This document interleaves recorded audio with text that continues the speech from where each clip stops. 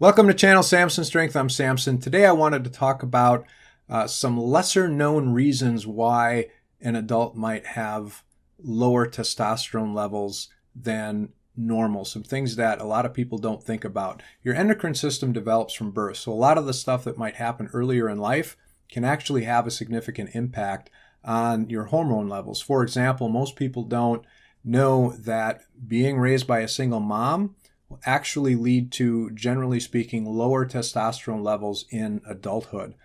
Girls raised by a single mom tend to have their period start puberty sooner than girls that have a mom and a dad.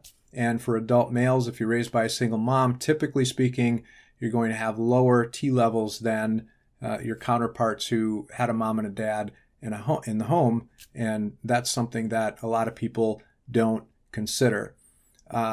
Other things that you might not suspect could have a negative impact on your T levels. Getting married will typically reduce testosterone levels. Your testosterone levels take a hit when you get married. They take another hit when you have kids.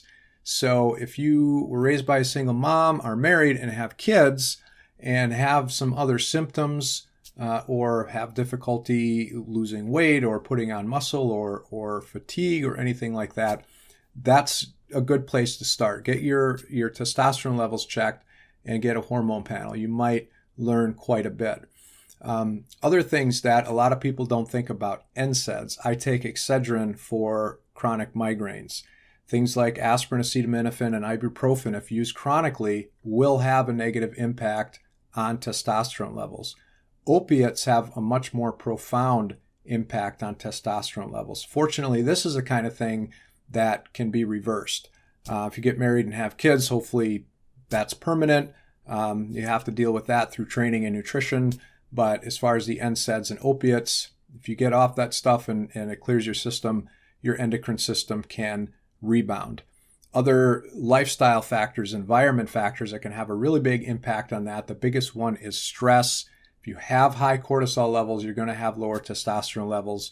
Depression is really interesting because that can cause low T or be caused by low T. So for depression, it's another good thing to do is get that hormone panel.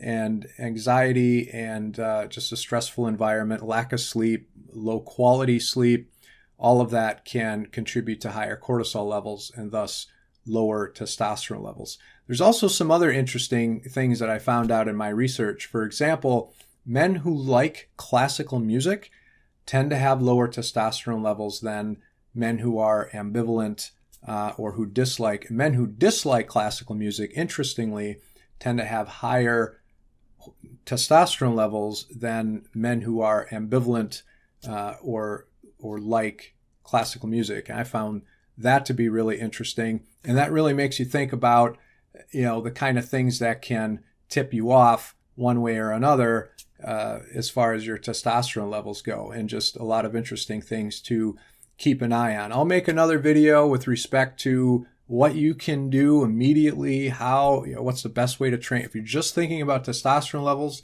obviously there's ways of training that are more conducive to higher testosterone levels, ways of eating.